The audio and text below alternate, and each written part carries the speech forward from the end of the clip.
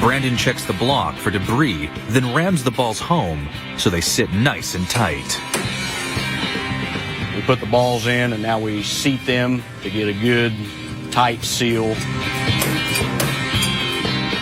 He builds the hydraulic cylinder up from the base block. Got O-rings that seal the reservoir onto the block itself so it does not leak. And screws the cylinder sleeves into place using some serious torque.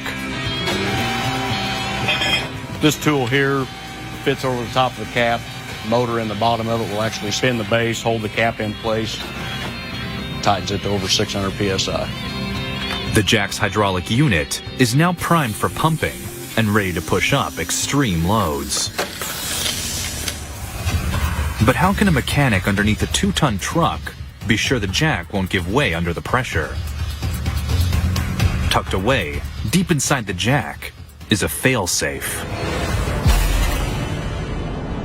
It's a small but powerful steel spring. It pushes against a metal pin that plugs the hydraulic pipes. If the load is too heavy, the pressure rises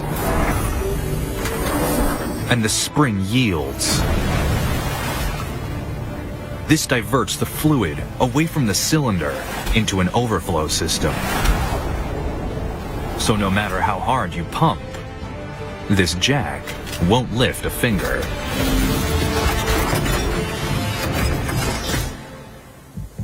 To lift the vehicle high enough to slide in the essential support stands, it's critical that both the hydraulic unit and the lift arm can hold the vehicle's weight. Failure is not an option.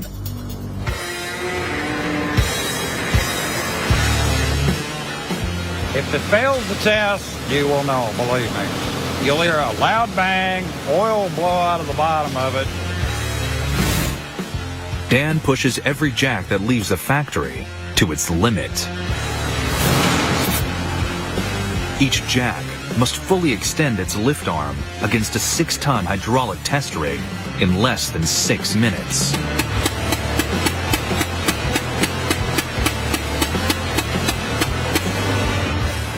This jack is good to go.